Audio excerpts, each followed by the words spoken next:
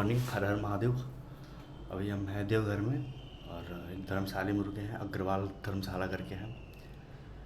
रात में हम 8:30 बजे के आसपास यहाँ पे पहुँचे। उसके बाद सुबह स्नान ध्यान करके और अब निकल रहे हैं बाबा धाम मंदिर दर्शन के लिए।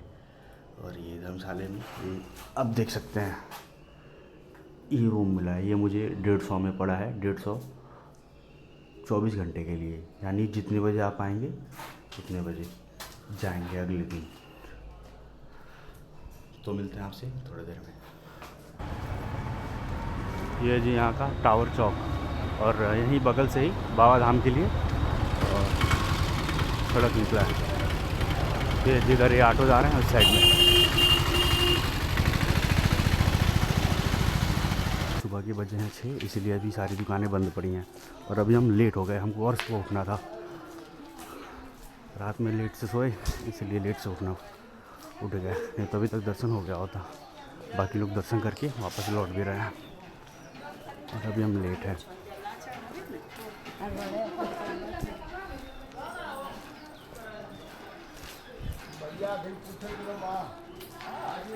मंदिर किस साइड?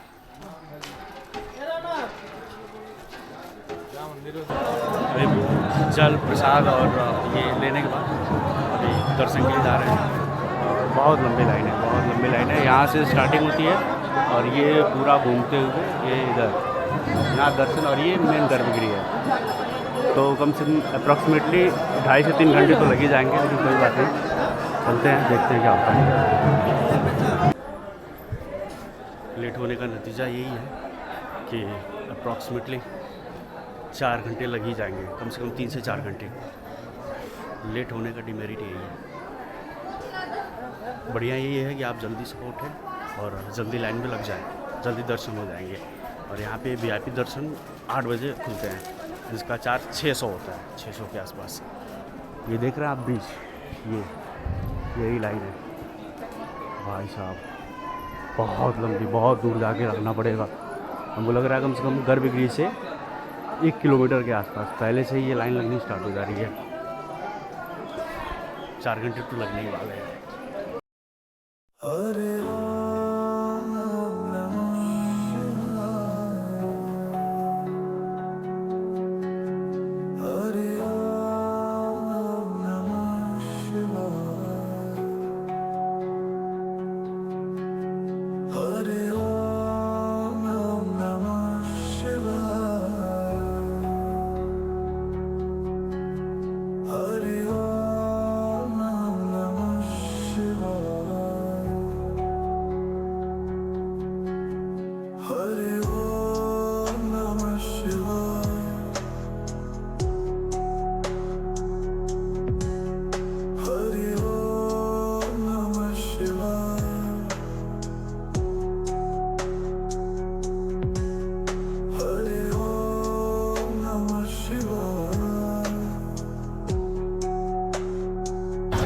लाइन टूटी है, अभी हम सीढ़ी के पास आ गए। लाइन टूटने का बेनिफिट हो गया।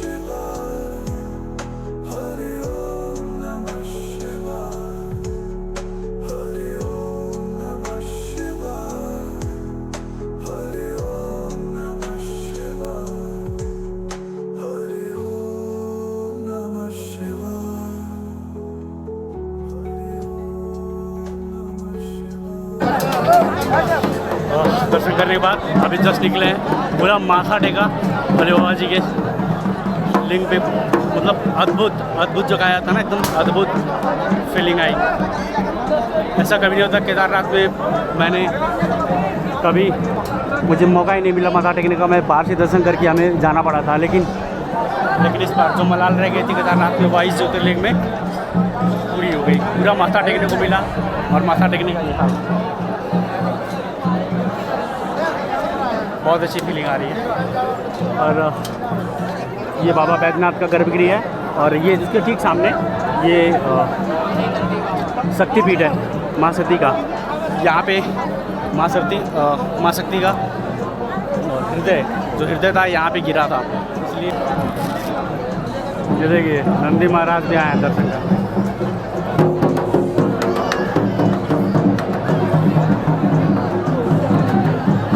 पूरा पूजा होने के बाद मेरा ये तीसरा ज्योतिर्लिंग कंप्लीट हुआ और बहुत अच्छा लग रहा है देख के। और जितने भी इस मंदिर पे जितने भी शिखर हैं आप देख सकते हैं, सारे शिखरों पे त्रिशूल ना होके पंचशूल है। मतलब जो 5 पंचतत्व भूत हैं, तत्व हैं, उन्हीं को यहाँ पे परिचित किया जाता है और इसे हर शिवरात्रि के दिन बदला जाता है।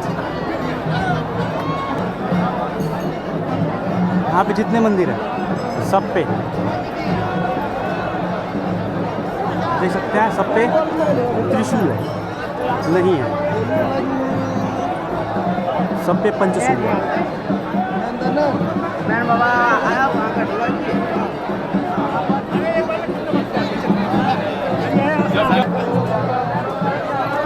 और ये जो धागा आप देखते हैं इस मंदिर से और इस मंदिर तक, ये भोले बाबा का गर्भगृह है और ये शक्तिपीठ है माता सती का। और यहाँ पे ये जो गठबंधन किया जाता है, ये इस सोच अनुसार ये वो भक्त करते हैं जिनकी मनोकामना होती है। जब उनकी मनोकामनाएं पूरी हो जाती हैं तो यहाँ पे विधि विधान से पांडालों से मिलके वहाँ से यहाँ तक वस्त्र अर्पित करते हैं, यानी गठजोड़ करते हैं माँ शक्ति का शिव से।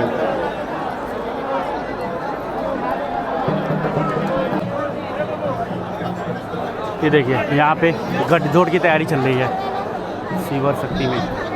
देवघर स्थित बाबा बैद्यनाथ धाम भगवान शिव के 12 ज्योतिर्लिंगों में से एक ज्योतिर्लिंग है। यह एक मात्र ऐसा शिव मंदिर है जहाँ शिव और शक्ति दोनों साथ विराजमान है। बाबा बैद्यनाथ का जुड़ाव रावण से है, इसलिए इसे रावणेश्वर बैद्यनाथ ज्योतिर्लिंग के नाम से भी जाना जाता है। पौराणिक कथाओं के अनुसार रावण भगवान शिव की तपस्या कर उन्हें लंका ले जाना चाहता था। रावण भगवान शिव को प्रसन्न करने के लिए अपने सिर की बलि देना शुरू करता है। जैसे ही वह अपना 10वां शीश चढ़ाने को तैयार होता है, तभी शिव जी प्रकट होकर उसे वरदान में कामना ज्योतिर्लिंग देते हुए कहते हैं कि जिस भी स्थान पर तुम शिवलिंग रख दोगे वही मैं स्थापित हो जाऊंगा। जब सारी बातें सभी देवों को पता चली तो सभी देवों ने गंगा जी से प्रार्थना करी कि वे रावण के उदर में प्रवेश कर जाएं, जिससे रावण को बहुत जोर की लोक शंका महसूस होती है। रावण धरती पर अपने पुष्पक विमान से नीचे उतरता है और ढूंढता है कोई इंसान दिख जाए जो शिवलिंग को पकड़ ले। तभी विष्णु जी एक बैजू नामक चारवाहे छोटे बच्चे का रूप धरकर रावण के पास जाते हैं। रावण उसे देख के कहता है कि तुम ये शिवलिंग पकड़ लो, थोड़ी देर में मैं वापस आता हूँ, फिर तुम इसे मुझे दे देना, लेकिन एक बात का ध्यान रखना, ये शिवलिंग नीचे मत रखना। तो बैजू कहता है ठीक है, आप जल्दी लघु शंका करके आए क्योंकि मैं इसे ज्यादा देर तक संभाल नहीं पाऊंगा। रावण शिवलिंग सौंप के वापस चला जाता है। जब रावण वापस आता है तो देखता है कि शिवलिंग धरती पर नीचे पड़ा हुआ है। रावण गुस्से में उसे उखाड़ने की कोशिश करता है, लेकिन इस कारण वह गुस्से में आके शिवलिंग को धरती में दबाने की कोशिश करता है और उसे दबा देता है, जिस कारण आज भी बाबा बैद्यनाथ धाम में आप दर्शन करने को जाएंगे तो शिवलिंग का एक छोटा सा ऊपरी हिस्सा ही दर्शन करने को मिलता है।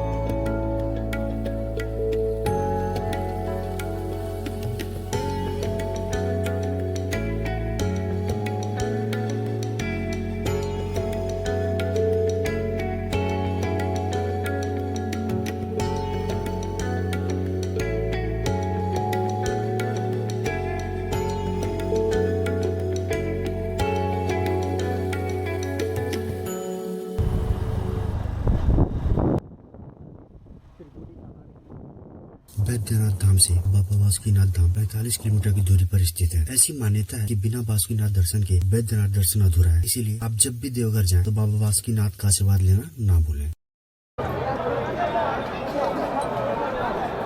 बासुकीनाथ मंदिर आ गए हैं और ये जल और ये सामग्री लेके पूजन सामग्री और मंदिर की तरफ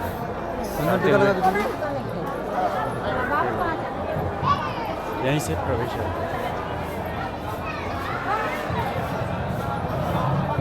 मंदिर जाना यही है ना, तो भीड़ बिल्कुल भी नहीं है। बाबा धाम की तरह नहीं तो घंटों लग जाते। गनीमत यह है कि नहीं चाहिए। गनीमत यह है कि भीड़ बहुत कम है और दर्शन बहुत जल्दी होता है। बाबा के दरबार में है, बाबा बासुकी के।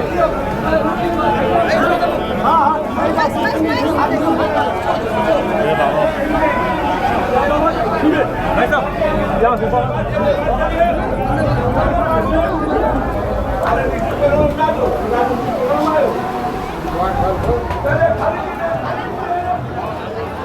दर्शन हो गया बाबा बासुकी का भी, बहुत जल्द, आते ही तुरंत हो गया।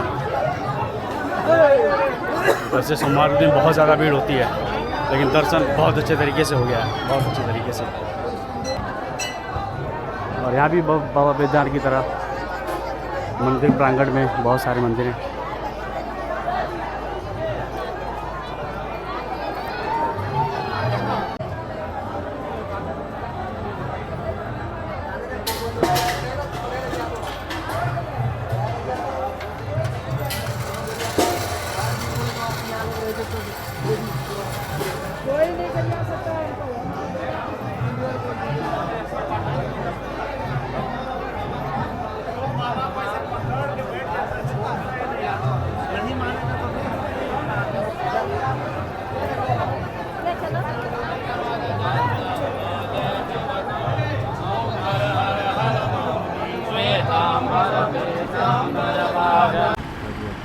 वासुकीनाथ से दर्शन करने के बाद अब हम त्रिकुटी पहाड़ की ओर आ गए हैं। त्रिकुटी पहाड़ देवघर से 17 किलोमीटर दूरी पर त्रिकुट पर्वत स्थित है। यह 3 चोटी वाला पहाड़ है, इसीलिए इसे त्रिकुट पर्वत कहते हैं। यह बैद्यनाथ से वासुकीनाथ के रास्ते में ही पड़ता है। त्रिकुट पर्वत की कहानी त्रेतायुग से जुड़ी हुई है। जब माँ सीता को रावण लंका ले जा रहा था, तो इसी स्थान पर जटायु और रावण के बीच एक भयानक युद्ध हुआ था। लोगों का कहना है कि यहाँ माता सीता ने एक दीप प्रज्वलित की थी, जो आज भी मौजूद है। यहाँ गणेश जी, नवग्रह, हनुमान मंदिर, माँ पार्वती व शिव का मंदिर स्थापित है।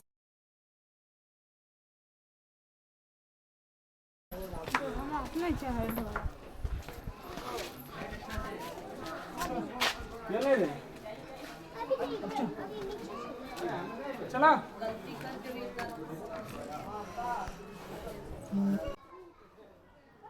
ये त्रिकुट पर्वत,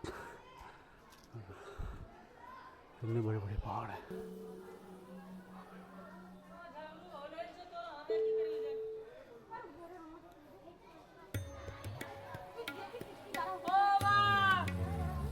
চলে যাচ্ছে ওরা চলে যাচ্ছে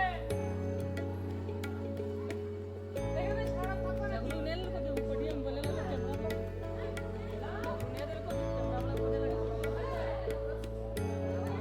বলে ভাইয়ে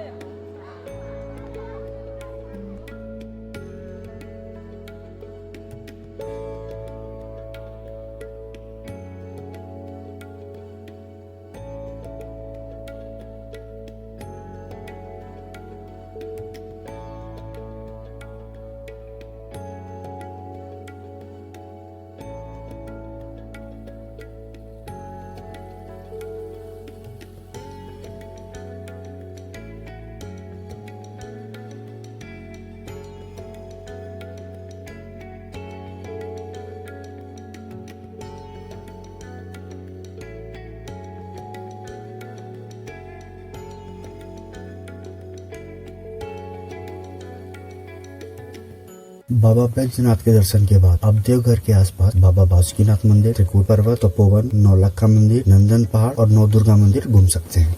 अगर बाबा धाम पहुंचने की बात करें तो देवघर के सबसे नजदीक जसीडीह रेलवे स्टेशन है। आप अपने शहर से ट्रेन के माध्यम से जसीडीह पहुंच जाएं और यहां से 20 रुपए किराया देकर आप ऑटो रिक्शा लेके देवघर पहुंच सकते हैं। बात करें हवाई सफर की तो देवघर में ही देवघर एयरपोर्ट बना हुआ है। आप फ्लाइट के माध्यम से भी देवघर पहुँच सकते हैं। ठहरने की बात करें तो देवघर में आपको धर्मशाला 150 से 300 और होटल 700 से 2000 के बीच में मिल जाएगा। अगर मैं अपनी बात करूं तो मैं मंदिर से 700 मीटर की दूरी पर स्थित बर्नवाल सेवा सदन में रुका था, जो मुझे 150 रुपए 24 घंटे के लिए एक कमरा दिया गया था। आप अपने बजट के अकॉर्डिंग होटल व धर्मशाला ले सकते हैं। दोनों ही जगहों पर आपको AC व नॉन AC रूम मिल जाएगा।